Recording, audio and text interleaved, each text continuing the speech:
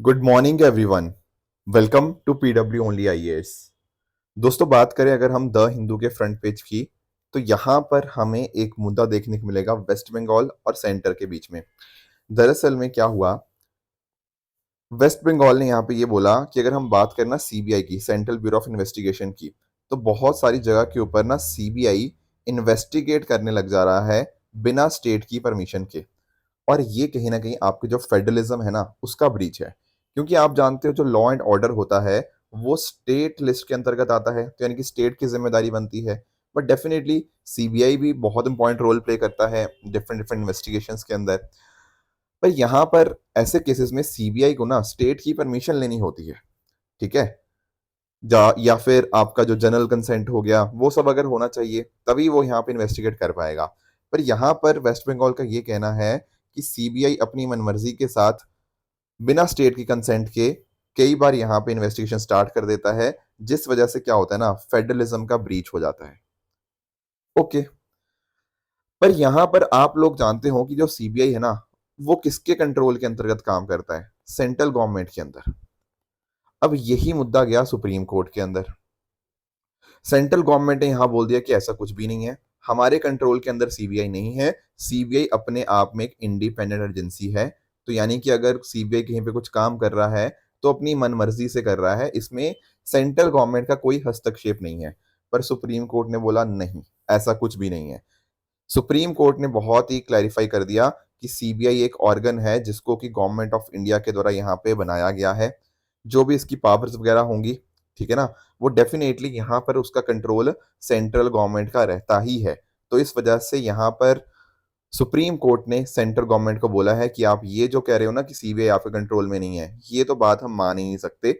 अब इसके ऊपर फर्दर चर्चा होगी, ठीक है ना, कि क्या सीबीआई का जो रोल था वो सही था गलत था।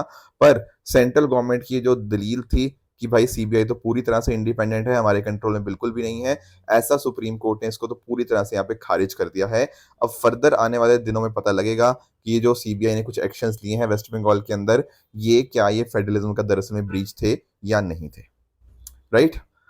दोस्तों, एक और इम्पॉर्टेंट द हिंदू के अंदर ही आपको फ्रंट पेज के ऊपर एक न्यूज देखने को मिल जाएगी। वो है दरअसल में divorced Muslim women entitled to maintenance under secular statute, ऐसा सुप्रीम कोर्ट ने बोला है। अब ये क्या मुद्दा है? देखो देखो, दरअसल में ना 1986 में ना मुस्लिम वुमेन प्रोटेक्शन एक्ट आता है। ठीक है ना, शाह बानो केस के बाद आता है मुस्लिम वुमेन प्रोटेक्शन एक्ट।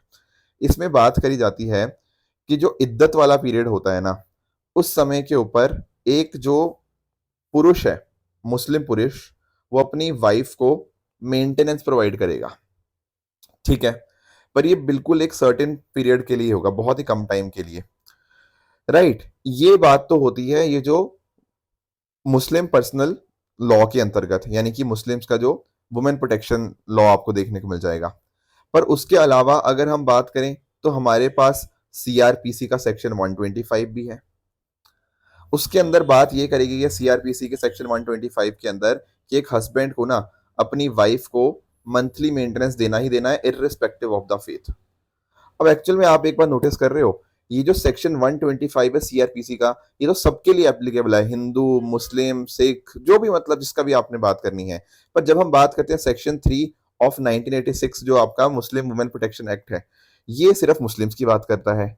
तो यहाँ पर अगर मान लो किसी महिला का डाइवोर्स हो जाए, तो मेंटेनेंस क्या उसको सिर्फ सर्टेन पीरियड के लिए मिलेगा, इद्दत पीरियड के लिए, या फिर सेक्शन 125 सीआरपीसी के हिसाब से उसको आगे मिलता रहेगा अगर हस्बैंड कैपेबल है देने के लिए? तो यहाँ पर जो सुप्रीम कोर्ट ने फैसला दिया गया है ना, तो कह रहा है सुप्रीम कोर्ट की यहाँ पर मुस्लिम वुमेन के हाथ में है कि वो मेंटेनेंस के लिए अप्लाई कर सकती है, चाहे तो सेक्शन 125 के हिसाब से, चाहे उनका जो मुस्लिम का खुद का प्रोटेक्शन है, मुस्लिम वुमेन प्रोटेक्शन एक्ट 1986, उसके माध्यम से। और कोर्ट्स को ना दोनों चीजों का ध्यान रखना पड़ेगा इंटरप्रेट करते हुए इस चीज को। तो यहाँ पर जो फैसला आया है वो सेक्शन 125 सीआरपीसी के हिसाब से ही यहाँ पे दिया गया है। दरअसल में हुआ क्या था कि इद्दत पीरियड खत्म हो गया था एक महिला का, तो उस समय के ऊपर यहाँ पे हस्बैंड ने मना कर दिया कि अब और मैं मेंटेनेंस नहीं दूंगा। तो वो गया मुद्दा सुप्रीम कोर्ट के ऊपर। सुप्रीम कोर्ट ने यहाँ पे बोला है कि सेक्शन 125 ऑफ सीआरपीसी बोलता है तो उस पुरुष को यहाँ पे ये चीज देनी पड़ेगी, उसको मेंटेनेंस यहाँ पे प्रोवाइड करना ही पड़ेगा। आई होप ये पॉइंट भी आपको यहाँ पे समझ आ गया होगा। दोस्तों, स्टार्ट करते हैं डिस्कशन। 11 जुलाई है आज की तारीख। एंड आप सभी का स्वागत है आज के प्रीलिम बूस्टर न्यूज डिस्कशन के अंदर। एक जो टॉपिक हमें डिस्कस करना है वो है FII के बारे में, फाइनेंशियल इंक्लूजन इंडेक्स। अब आप जानते होंगे जब मैं बात करता हूँ ना किस चीज की, फाइनेंशियल इंक्लूजन की, इसका मीनिंग सिर्फ ये नहीं होता कि आपने अपना बैंक अकाउंट खुलवा लिया, नहीं। इसका मतलब इससे बहुत बड़ा आपको देखने को मिल जाएगा। इसके अंदर आपका बैंकिंग आ गया, इन्वेस्टमेंट आ गया, इंश्योरेंस आ गया, पोस्टल आ गया, पेंशन आ गया। बेसिकली ना, depending upon the type of customer, उसके लिए हमारे पास अगर टेलर मेड प्रोडक्ट्स है ना, तो इस चीज को हम यहाँ पे फाइनेंशियल इंक्लूजन कह सकते हैं। सिर्फ इतना नहीं होना चाहिए कि बस बैंक अकाउंट खोल दिया, नहीं। वो सिर्फ फाइनेंशियल इंक्लूजन नहीं होगा, उनकी फाइनेंशियल लिटरेसी भी आनी चाहिए एंड बाकी सारे जो प्रोडक्ट्स मैंने आपको बताए ये भी वहां पे होने चाहिए। ठीक है। अब आरबीआई ने क्या किया, आरबीआई ने 2021 में एक इंडेक्स बना दिया। अब इस इंडेक्स के माध्यम से क्या पता लगेगा, इस इंडेक्स के माध्यम से पता लगेगा कि देश भर में हमारा फाइनेंशियल इंक्लूजन कैसा है, कहां तक हम पहुंच गए हैं, कितनी हमने प्रोग्रेस कर ली है एंड कितनी प्रोग्रेस और करने की अभी जरूरत है। चलो ठीक है। अब आप पूछेंगे सर चलो ठीक है, आरबीआई ने 2021 में ये इंडेक्स बना तो लिया, पर इसका बेस ईयर क्या रखा। आपको ध्यान में रखना है कि यहाँ पर ना फाइनेंशियल इंक्लूजन इंडेक्स का कोई भी बेस ईयर नहीं है। आप पूछेंगे सर ऐसा क्यों, कोई बेस ईयर ही नहीं रखा। क्योंकि आप नोटिस करो ना यार, देश में हम ये थोड़ी कह पाएंगे कि यार इस दिन से हमने स्टार्ट किया फाइनेंशियल इंक्लूजन, नहीं ना। वो तो हमारा हमेशा से चला ही आ रहा है। आजादी से लेकर अब तक हमने कुछ ना कुछ प्रयास करे ही हुए हैं। किसी साल ज्यादा हुए हैं, किसी साल कम हुए हैं। पर ऐसा थोड़ी कह सकते कि भाई 2021 को बेस ईयर जीरो मान लो, तो हम ऐसा कह रहे होंगे कि अभी तक कुछ काम हुआ ही नहीं है फाइनेंशियल इंक्लूजन में। ऐसा थोड़ी कह सकते हैं। तो इसलिए यहाँ पे कोई बेस ईयर था ही नहीं। सिंपली हमने ये बोला कि हमारा जो फाइनेंशियल इंक्लूजन इंडेक्स होगा वो 0 से लेकर 100 के बीच में एक हमें नंबर देगा। 0 का मतलब होगा कि पूरी तरह से फाइनेंशियल एक्सक्लूजन है, और 100 का मतलब होगा कि हमने कंप्लीट फाइनेंशियल इंक्लूजन को अचीव कर लिया हुआ है। तो आज के समय हमारा जो 2024 का हमारा डेटा आया वो है 64.2, यानी कि अभी हमें 100 तक पहुंचने में अभी काफी काम और करना बचा हुआ है। अच्छी बात यह है कि हम साल दर साल बढ़ोतरी इसमें करते जा रहे हैं, that is a good thing. पर अभी भी हमें काफी काम करना हमें यहाँ पे जरूरी बन जाता है। इसी फाइनेंशियल इंक्लूजन के इंडेक्स के अंदर 3 कंपोनेंट्स आपको देखने को मिलेंगे, 3 पैरामीटर्स हैं। पहला है एक्सेस, जिसको 35% वेटेज दिया गया है। दूसरा है यूजेज, जिसको 45% वेटेज दिया हुआ है। तीसरा है क्वालिटी, जिसको यहाँ पे हमारा 20% वेटेज हमें देखने को मिल जाएगा। इस तरह टोटल ना यहाँ पे आपको ना डिफरेंट डिफरेंट इंडिकेटर्स देखने को मिलते हैं, टोटल 97 इंडिकेटर्स, जो इसके माध्यम से बताते हैं कि सर्विस अवेलेबिलिटी कैसी है, ईज ऑफ एक्सेस है या नहीं है, एंड बाकी क्वालिटी एंड यूजेज के बारे में ये चीजें बताई जाती हैं। तो ये पॉइंटर था फाइनेंशियल इंक्लूजन इंडेक्स के बारे में, जिसको आरबीआई के द्वारा यहाँ पे रिलीज किया जाता है। हर साल ये जुलाई के महीने में इस तरह से इसको इशू किया जाता है। दोस्तों अगला टॉपिक हमारा है क्लासिकल लैंग्वेज स्टेटस के बारे में। पहले मैं आपको ना थोड़ा सा समझा देता हूँ कि क्लासिकल लैंग्वेज होती क्या है। देखो हमारे इंडिया के अंदर आपको 6 क्लासिकल लैंग्वेजेस देखने को मिल जाएंगी। एक है तमिल, जिसको 2004 में क्लासिकल लैंग्वेज डिक्लेयर किया गया था। 2005 में संस्कृत को, 2008 में कन्नड़ा को, 2008 में तेलुगु को, 2013 में मलयालम को, एंड 2014 में आखिरी बार उड़िया को यहाँ पे क्लासिकल लैंग्वेज का स्टेटस दिया गया था। एंड जब ये उड़िया को क्लासिकल लैंग्वेज का स्टेटस दिया गया ना, उसी साल यूपीएससी में एक सवाल बन गया था कि आखिरी ऐसी कौन सी क्लासिकल लैंग्वेज है जिसको यहाँ पे स्टेटस दिया गया है, तो उसका जवाब उड़िया था। तो ये चीजें आपको पता होनी चाहिए कि हाँ आज के समय देश में 6 क्लासिकल लैंग्वेज है, और तमिल सबसे पहली लैंग्वेज थी, जैसे मैंने आपको बताया 2004 में उसको क्लासिकल लैंग्वेज का स्टेटस मिला भी। और ये 6 की 6 ना आपको 8 शेड्यूल में भी देखने को मिल जाएंगी, अगर आप उसकी लिस्ट उठा के देखोगे ना। इनफैक्ट इस साल भी ऐसा क्वेश्चन आया था, ठीक है ना। तो आपको ये 6 की 6 लैंग्वेजेस आपको 8 शेड्यूल में देखने को मिल जाती हैं। पर आपके दिमाग में होगा कि यार क्लासिकल लैंग्वेज होती क्या है। एक ऐसी लैंग्वेज जिसका खुद का लिटरेचर होता है, एंड अच्छी खासी आपको ancient corpus of written script देखने को मिल जाएगी। दरअसल में ना क्लासिकल लैंग्वेज के 4 क्राइटेरिया हैं। आपको ये चारों के चारों क्राइटेरिया एज इट इज याद होने चाहिए, क्योंकि कल को ना यूपीएससी क्वेश्चन यहाँ से यही पूछेगा कि क्लासिकल लैंग्वेज का कौन सा क्राइटेरिया इनमें से नहीं है। तो आपको आइडेंटिफाई करना बहुत अच्छे से आना चाहिए। पहली चीज तो ये है कि भाई उसका जो ओरिजिन ना होना चाहिए वो एंशियंट होना चाहिए, यानी कि 1500 से 2000 साल का कम से कम रिकॉर्डेड हिस्ट्री होनी चाहिए उस पर्टिकुलर लैंग्वेज की। Plus at the same time यहाँ पर ये जो लैंग्वेज की हम बात कर रहे हैं, इसको वैल्यूएबल हेरिटेज की तरह कंसिडर किया जाना चाहिए by a generation of speakers. उसके अलावा ये जो आपका ट्रेडिशन है, it should be original, and इसको कहीं बोरो नहीं होना चाहिए from the another speech community. And साथ ही साथ इसमें हमारी डिसकंटिन्यूटी हमें देखने को मिल सकती है, ठीक है ना। एंड साथ ही साथ इसका जो मॉडर्न फॉर्मेट होगा ना, वो यहाँ पे थोड़ा इससे डिस्टिंक्ट होना चाहिए। राइट, ये अगर चारों क्राइटेरियाज हैं तो उस हिसाब से मिनिस्ट्री ऑफ कल्चर यहाँ पे उस चीज़ को क्लासिफाई कर सकती है एज अ क्लासिकल लैंग्वेज। पर आपके दिमाग में एक सवाल और आएगा, सर ठीक है चलो इन 6 लैंग्वेजेस को हमने क्लासिकल लैंग्वेज बता दिया, तो इससे इस लैंग्वेज का क्या फ़ायदा हुआ? देखो फ़ायदा होता है। दरअसल में हमारी जो एजुकेशन मिनिस्ट्री है ना उसको प्रमोट करती है। कैसे प्रमोट करती है? आपकी जो बेसिकली एचआरडी मिनिस्ट्री तो अब नहीं, आपकी जो एजुकेशन मिनिस्ट्री होती है, वो क्या करती है, वो यहाँ पर 2 मेजर एनुअल इंटरनेशनल अवार्ड्स यहाँ पे कंडक्ट करवाती है, ताकि इस पर्टिकुलर 6 लैंग्वेजेस के जो स्कॉलर्स हैं, उनको यहाँ पे अच्छे से अवॉर्डेड दिया जा पाए। साथ ही साथ अगर हम बात करें, एक centre of excellence for studies भी यहाँ पे सेटअप किया जाता है। उसके अलावा यूजीसी को रिक्वेस्ट किया जाता है कि certain number of professional chairs आपके सेंट्रल यूनिवर्सिटीज़ में हों, ठीक है ना? ताकि इन लैंग्वेजेस को जो क्लासिकल टैग जिनको मिला हुआ है। At the same time UGC यहाँ पर रिसर्च प्रोजेक्ट्स भी यहाँ पे अवार्ड करती है, ताकि इन लैंग्वेजेस को फर्दर प्रमोट किया जा पाए। तो यानी कि अगर किसी को क्लासिकल लैंग्वेजेस का दर्जा मिल गया ना किसी लैंग्वेज को, तो यहाँ पर इतने सारे बेनिफिट्स यहाँ पे देखने को मिल जाएंगे। चलो सर ठीक है, ये बात तो हमें समझ आई, पर अब हम इसको डिस्कस क्यों कर रहे हैं? देखो डिस्कस हम इसलिए कर रहे हैं क्योंकि मैंने आपको जो क्राइटेरिया बताया ना, तो ऐसा बताया जा रहा है कि जो सेंट्रल गवर्नमेंट है, बेसिकली जो मिनिस्ट्री ऑफ कल्चर है, वो यहाँ पर इसमें कुछ बदलाव लाने की कोशिश कर रही है इस पर्टिकुलर क्राइटेरिया के अंदर। अब जब वो बदलाव आएँगे तब हम उसको डिस्कस कर लेंगे, पर अभी के लिए ऐसा बस बोला गया है कि सोच रहे हैं बदलाव करने का, ठीक है ना? बट जो चीज़ें थी मैंने आपको सारी समझा दी, राइट? बाकी आप नोटिस करोगे जो लिंग्विस्टिक एक्सपर्ट कमेटी है, जहाँ पर आपको मिनिस्ट्री ऑफ होम के रिप्रेजेंटेटिव, मिनिस्ट्री ऑफ कल्चर के एंड 4 से 5 आपको लिंग्विस्टिक एक्सपर्ट्स आपको देखने को मिल जाते हैं, एक लिंग्विस्टिक एक्सपर्ट कमेटी के अंदर, ठीक है? तो ये सब चीज़ें चल रही हैं, नॉट दैट इम्पोर्टेंट, बट आप नोटिस कर सकते हो कि जो कमेटी है, इसको हेड किया जाता है बाय साहित्य अकेडमी के जो प्रेज़िडेंट होते हैं। बट अदरवाइज़ मोस्ट इम्पोर्टेंट चीज़ें यही हैं कि क्लासिकल लैंग्वेज होती क्या है, क्या इनका क्राइटेरिया क्या होता है एंड क्या बेनिफिट्स होते हैं। इनसे क्वेश्चन पूछे जाने की प्रोबेबिलिटी काफ़ी ज़्यादा हाई हमें देखने को मिल सकती है। दोस्तों अगला हमारा टॉपिक रहेगा reptiles and cacti closer to extinction. देखो आईयूसीएन ने ना एक वार्निंग जारी करी है कुछ एक रेप्टाइल्स एंड कैक्टस की स्पीशीज के रिगार्डिंग। थोड़ा सा हमें इनके बारे में पढ़ लेना चाहिए। एक तो है हमारी अबीजा वॉल लिजार्ड, यहाँ पर आप पिक्चर भी उसकी देख पाओगे। दरअसल में ना अगर हम बात करें, इसका पहले आईयूसीएन स्टेटस हमें नियर थ्रेटेंड देखने को मिलता था, पर इसका यहाँ पर आईयूसीएन स्टेटस बदल कर दिया गया है एंडेंजर्ड। क्यों? क्योंकि अगर हम बात करें ना, 2010 से बाद में 50% पॉपुलेशन में इसकी डिक्लाइन आ चुका है, बिकॉज यहाँ पर आपको invasive horse shoe whip snake की वजह से क्या हो रहा है, वो उसकी टेरिटरी को कैप्चर करे जा रहा है। तो अबीजा वॉल लिजार्ड के पास रहने की जगह नहीं है, जिस वजह से उसकी जो पॉपुलेशन है वो कम होती हुई देखने को मिल जाएगी, जिसकी वजह से उसका आईयूसीएन स्टेटस भी एंडेंजर्ड कर दिया गया। साथ ही साथ यहाँ पे आप बात करोगे ग्रैंड कैनेरिया जायंट लिजार्ड की एंड ग्रैंड कैनेरिया स्किंक की। इन दोनों का जो स्टेटस था पहले लीस्ट कंसर्न था, इनको शिफ्ट कर दिया गया है एंडेंजर्ड के अंदर।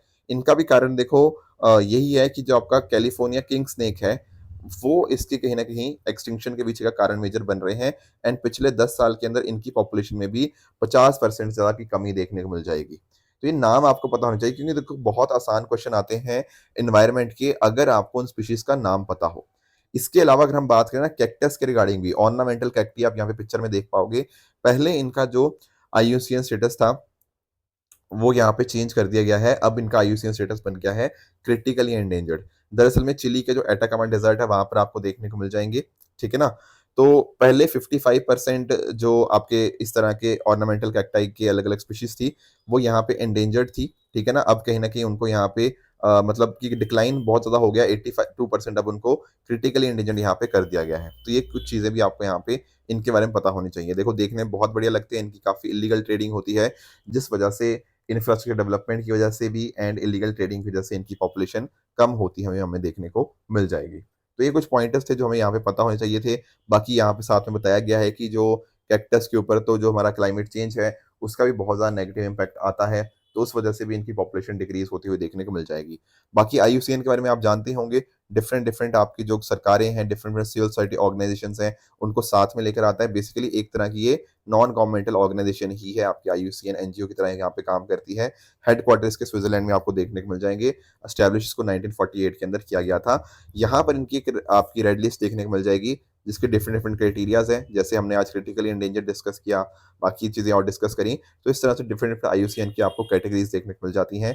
1964 के अंदर ये लिस्ट को यहाँ पे बनाया गया था, ताकि एक तरह से आइडिया मिल पाए कि जो एनिमल, फंगस और प्लांट स्पीशीज हैं, उनकी कितनी ज़्यादा एक्सटिंक्शन हो चुकी है, उनको प्रोटेक्शन के लिए हमें कितना ज़्यादा काम करना और बचा हुआ है, राइट। दोस्तों नेक्स्ट हमारा जो टॉपिक रहेगा वो है हमारा आनंद मैरिज एक्ट के बारे में। देखो शादियों के बारे में तो आप सब लोग जानते होंगे, ठीक है ना, बिल्कुल सही बात है। अब देखो जो सिखिज्म में जो मैरिज होती है ना, उसको हम आनंद मैरिज बोलते हैं या फिर आनंद कारज उनको बोला जाता है, ठीक है। अब जो सिख रिलीजन के अंदर शादी होती है, it is different from a shaadi which is done in Hindu religion, है ना। तो इस वजह से ना 1909 के अंदर आनंद मैरिज एक्ट को पास किया गया, ताकि एक तरह से ना सिख कम्युनिटी की जो मैरिजेस हैं उसके लिए एक लीगल स्टैट्यूट हमारे पास हो। तो एक तरह से डिफरेंट एक लीगल रिकॉग्निशन इससे मिल गया सिख मैरिजेस को, which separates them from the Hindu marriage, ठीक है। अदरवाइज उससे पहले क्या होता था, हिंदू मैरिज के एक्ट के अंतर्गत ही इनको रजिस्टर किया जाता था। तो समय समय के ऊपर आप नोटिस करोगे कि इस तरह के एक्ट के अंदर चेंजेस लाए गए, ताकि एक तरह से जो आनंद कारज है ना, उसको ऑफिशियल तरह से रिकॉग्नाइज कर पाए। स्टार्टिंग में तो जब 1909 के अंदर ये एक्ट आया था, उसमें रजिस्ट्रेशन का प्रावधान नहीं था, पर ओवर द टाइम अमेंडमेंट्स आते रहे हैं, अब जाके यहाँ पे रजिस्ट्रेशन का प्रावधान भी इसके अंदर आपको देखने को मिल जाएगा। एंड सिख कपल्स के लिए एक लीगल सिक्योरिटी का ये मैकेनिज्म आपको देखने को मिल जाता है। अब यहाँ पर क्या हुआ, इनकी कुछ मीटिंग हुई थी नेशनल कमीशन ऑफ माइनॉरिटी की, उसके समय डिस्कशन हुआ, तो इस वजह से ये न्यूज में था, बट इसका एक बेसिक आइडिया आपको पता लग गया होगा। एक चीज मैं आपको और बताऊं ना, ये वाला जो एक्ट था, ये जम्मू कश्मीर के लिए एप्लीकेबल नहीं था, क्योंकि आप जानते हो यार जम्मू कश्मीर के अंदर तो आर्टिकल 370 था, ठीक है ना। तो हर चीज वहां पे अलग तरह से एप्लीकेबल होती थी, पर क्योंकि अब तो देखो 370 तो है नहीं, अब यहाँ पे ना 2023 के अंदर आनंद मैरिज एक्ट को वापस पास किया गया, एंड अब ये जम्मू कश्मीर के ऊपर भी आज के समय आपको एप्लीकेबल देखने को मिल जाता है। समझ गए इस बात को। तो इसके माध्यम से आप नोटिस करोगे जम्मू कश्मीर के अंदर भी जो सिख रिलीजन के पीपल हैं, उनका भी रजिस्ट्रेशन का प्रावधान यहाँ पे अब देखने को मिल जाएगा। तो इस तरह से this is known as Anand marriage act. I hope आपको ये चीज समझ आ गई होगी। एक दो देखो छोटे छोटे टॉपिक्स और हैं, ठीक है ना, बिल्कुल आसान से टॉपिक्स हैं। जैसे एक हमें पता होना चाहिए इसराइल के हॉलोकॉस्ट मेमोरियल के बारे में। देखो यार आप लोगों ने भी वर्ल्ड हिस्ट्री के अंदर पढ़ा है इस चीज के बारे में, कि सेकेंड वर्ल्ड वॉर के टाइम के ऊपर या इवन उससे पहले भी जो ज्यूस थे ना, ज्यूस के ऊपर बहुत हैवी लेवल के ऊपर अत्याचार किया गया। हॉलोकॉस्ट आप जानते होंगे, आपका जो हिटलर था, हिटलर के द्वारा बहुत मैसिव लेवल के ऊपर ज्यूस को मर्डर किया गया। बहुत सारे उस टाइम पे जो सर्वाइवर की अगर आप स्टोरी सुनोगे ना, तो अपने आप में दिल काफी ज्यादा उस समय ना वो स्टोरी सुन के काफी दिल को बुरा लगता है। अब ज्यूस ने क्या किया, उनकी स्टोरीज को मेमोराइज करने के लिए, मतलब लोगों को ऑनर करने के लिए, एक यहाँ पे आपको म्यूजियम देखने को मिलेगा जिसका नाम क्या है, याद वैशम। ये नाम आपको बिल्कुल पता होना चाहिए, कल को ये क्वेश्चन आपका डायरेक्टली एग्जाम में आ सकता है कि ये जगह कहाँ से बिलोंग करती है। तो आपको पता होना चाहिए कि ये यहाँ पे ना इसराइल का ऑफिशियल मेमोरियल है to the victims of the Holocaust, ताकि जो भी लोग थे उनकी स्टोरीज के लिए, उनके यहाँ पे मेमोरी के अंदर उनको ऑनर करने के लिए, ये जो म्यूजियम है ना, ये बहुत इंपॉर्टेंट एक एक्ट करता है, उनके ऑफिशियल मेमोरियल की तरह यहाँ पे एक्ट करता है। तो उन्हीं को यहाँ पे डेडिकेट किया गया है।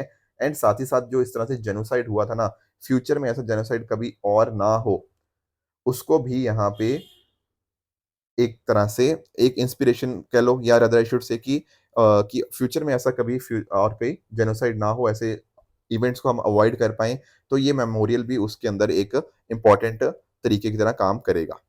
ठीक है, अभी हम क्यों डिस्कस कर रहे हैं इस चीज को, क्योंकि यहाँ पर इसके अंदर ना एक नई कंजर्वेशन फैसिलिटी को यहाँ पे ओपन अप किया गया है। तो इतना ये न्यूज आपके लिए इंपॉर्टेंट नहीं है, ये बस आपको लोकेशन के पर्सपेक्टिव से पता होना चाहिए। ये आपसे पूछा जा सकता है कि ये न्यूज में रहता है काफी फ्रीक्वेंटली, याद वैशम, ये आखिर किस चीज का लिंक है, तो आपको पता होना चाहिए कि ये इसराइल का हॉलोकॉस्ट मेमोरियल आपको देखने को मिल जाएगा। एक छोटा सा टॉपिक और है, that is composite licenses extract critical mineral. क्या है ये मुद्दा सर, ये बार बार न्यूज में आ रहा था, इसलिए थोड़ा सा इसके बारे में डिस्कस कर लेते हैं।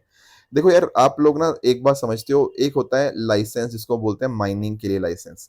माइनिंग के लिए लाइसेंस का मतलब क्या हुआ, मैंने बोला कि कोई जगह है, वहां पर आपको अलग अलग तरह के मिनरल सोर्सेस मिलेंगे, ठीक है, ऑलरेडी हमें पता है कि वहां पे मिनरल सोर्सेस हैं। फिर वहां से मिनरल सोर्सेस को एक्सट्रैक्ट करना, उसके लिए आप ऐसे ही नहीं कर पाओगे, उसके लिए आपके पास एक माइनिंग लाइसेंस होना चाहिए। यानी कि हमें पता है किसी जगह के ऊपर मिनरल सोर्सेज हैं, आपको बस वो एक्सट्रैक्ट करने हैं, उसके लिए आपको चाहिए होता है मिनरल माइनिंग लाइसेंस। ठीक है, ये बात समझ आ गई। ध्यान रखने वाली बात यह है कि इस माइनिंग लाइसेंस के अंदर ना एक्सप्लोरेशन वाली चीज नहीं होती कि वहां पे सर्वे करना, ड्रिल करना और देखना कि कितना वहां पे रिसोर्स है। ये वाला चीज माइनिंग लाइसेंस के अंदर कवर नहीं होता। पर एक चीज होती है हमारे पास, कंपोजिट लाइसेंस। कंपोजिट लाइसेंस के अंदर दोनों चीजें आ जाती हैं, आपका एक्सप्लोर करने के राइट भी एंड आपके एक्सट्रैक्ट करने के राइट्स भी। मतलब कि यहाँ पे अगर आपके पास कंपोजिट लाइसेंस है ना, तो आप सब कुछ चीजें कर सकते हो। आप वहां पे सर्वे करोगे, पहले ड्रिल करोगे, रिसोर्स को एस्टिमेट करोगे, फिर उसके बाद आपने एक बार ये देख लिया कि कितना मिनरल रिसोर्स आपके पास वहां प्रेजेंट है, एंड अगर वहां पे प्रेजेंट है तो वहां पे आप उसको माइन भी कर पाओगे, आप उसका एक्सट्रैक्ट वहां से कर पाओगे। इसी चीज को बोला जाता है आपका कंपोजिट लाइसेंस। एक्चुअल में हुआ क्या था ना, जो हमारा माइंस एंड मिनरल आपका डेवलपमेंट एंड रेगुलेशन एक्ट है, एमएमडीआर एक्ट जिसको आप बोलते हैं, उसके माध्यम से सरकार ने ये प्रपोज किया कि हमारे पास ना यहाँ पर ये सब चीजें भी होनी चाहिए, कंपोजिट माइनिंग का लाइसेंस भी यहाँ पे होना चाहिए, ताकि वहां से आपकी जो कंपनीज हैं वो प्रोस्पेक्ट कर पाए कितनी यहाँ पे हमारे पास रिसोर्सेज हैं, कितना रेवेन्यू हम वहां से अर्न कर सकते हैं एंड ऑल दोज थिंग्स। तो सेंटर अभी आज के समय के ऊपर यहाँ पे देख रहा है कंपोजिट लाइसेंस को इशू करने के लिए, जिसके माध्यम से दोनों एक्सप्लोरेशन और एक्सट्रैक्शन राइट्स यहाँ पे दिए जा पाए, उनको यहाँ पे इंटीग्रेट किया जा पाए। तो यहाँ पे आप अच्छे से मिनरल सोर्सेज को कितनी प्रेजेंस है वो भी देख पाओगे, एंड अगर वो चीज़ होती है एंड उसके साथ फिर आप एक्सट्रैक्शन भी ये चीज़ आप कर पाओगे। इसी को बोला जाता है आपका composite license. I hope this meaning is pretty clear to all of you. ठीक है दोस्तों, तो थोड़ा सा प्रैक्टिस क्वेश्चन की तरफ चलते हैं। दो क्वेश्चन मैं आपको आज होमवर्क दूंगा। पहला आपका होमवर्क रहेगा कि इनमें से कौन से इंडिया के लिए नेटिव है, ये रहा पहला क्वेश्चन। एंड दूसरा आपके लिए होमवर्क रहेगा कि नॉर्थ सी के साथ यहाँ पे कौन कौन सी कंट्रीज बॉर्डर टच करती हैं। इन दोनों क्वेश्चंस का आंसर आप मुझे नीचे कमेंट्स में बता सकते हो। कल मैंने जो होमवर्क दिया था, एक था अगस्त्यमल्या बायोस्फीयर रिजर्व के बारे में, इनमें से कौन उसके अंतर्गत आ जाते हैं। देखो थोड़ा सा आपको यहाँ पे आइडिया रखना ही पड़ेगा। कुछ एक चीजें अगर आपको पता होंगी तो आप बता पाओगे कि हाँ यार यहाँ पे option number A will be the correct answer. Otherwise भी ना, अगर आप कहीं पे कंफ्यूज होते हो, तो जैसे फॉर एग्जांपल यहाँ पर मुद्दुमलाई की बात हो रही है, वायनाड की बात हो रही है, साइलेंट वैली की बात हो रही है, तो आपको एक आइडिया होगा कि यार ये तो नीलगिरी बायोस्फीयर रिजर्व के अंतर्गत आते हैं। तो इस तरह से अगर आपको बाकियों का आइडिया होता ना, तब भी आप थोड़ा सा एक आइडिया ले पाते, या आपको आइडिया होता कि नागार्जुना सागर श्रीशैलम ये तो थोड़ा अलग जगह पे पड़ता है, अगस्त्यमला हमें थोड़ा साउथ में ज्यादा देखने को मिल जाएगा। तो ऐसे आप एलिमिनेशन टेक्निक के माध्यम से भी अपने आंसर तक यहाँ पे पहुंच सकते थे। तो option A will be the यहाँ पे करेक्ट आंसर। दूसरा मैंने आपसे पूछा कि यूनियन बजट के रिगार्डिंग, पहली स्टेटमेंट यहाँ पे कह रही है कि जो यूनियन फाइनेंस मिनिस्टर है ना, वो on behalf of prime minister annual financial statement को ले डाउन करते हैं before the two houses of parliament. देखो अगर आप आर्टिकल 112 आप ओपन करोगे ना, उसके अंदर साफ साफ बात करी गई है कि president of India shall cause to be laid before the houses of parliament. तो एक्चुअल में जो फाइनेंस मिनिस्टर है ना, वो प्राइम मिनिस्टर के बिहाफ के ऊपर नहीं बल्कि प्रेसिडेंट के बिहाफ के ऊपर ये चीज करते हैं। तो फर्स्ट स्टेटमेंट आपके आप में इनकरेक्ट हो जाती है। और ये चीज चाहे आपको इकोनॉमी में भी पढ़ते हो, आप पॉलिटी में भी पढ़ते हो, तो ये क्वेश्चन तो काफी आसानी से आप डुएबल था, पहला स्टेटमेंट तो। दूसरा कह रहा है यूनियन लेवल के ऊपर no demand for grant can be made except on the recommendation of president of India. बिल्कुल ये बात अपने आप में करेक्ट है। तो यहाँ पर इसका सही आंसर बनेगा option number B, two only will be the right answer. बाकी अगर हम बात करें, चार मैं आपको क्वेश्चन दे रहा हूँ यहाँ पे ट्रू फॉल्स के रिगार्डिंग, इनका आंसर आप मुझे बताइएगा इनमें से कौन सा ट्रू है कौन सा फॉल्स है। कल मैंने जो होमवर्क दिया था प्रोजेक्ट परी के बारे में एक था, तो यहाँ पे मिनिस्ट्री ऑफ एजुकेशन नहीं बल्कि आपका मिनिस्ट्री ऑफ कल्चर देखने को मिलता है। तो फर्स्ट आपका इनकरेक्ट है। व्हाइट गुड्स बिल्कुल आपके लार्ज कंज्यूमर ड्यूरेबल्स होते हैं, तो ये स्टेटमेंट आपका करेक्ट हो जाएगा। जो आपका मैप था वो यूनेस्को के द्वारा 1971 के अंदर ही लॉन्च किया गया था, तो ये तीसरी स्टेटमेंट भी आपकी करेक्ट है। ठीक है, मैंने आपको वैसे कल भी क्लैरिफाई कर दिया था, टोटल इंडिया में ना जो यूनेस्को के द्वारा जो बायोस्फीयर रिजर्व आपको देखने को मिलते हैं वो टोटल 11 नहीं, वो 12 है। ठीक है, तो प्लीज उसको करेक्ट कर लीजिएगा अगर किसी ने नहीं करेक्ट किया था। तो दोस्तों ये थी आज की डिस्कशन। इसी तरह से आप भी अपने एंड पे हार्डवर्क करते रहिए। Thank you very much for the discussion.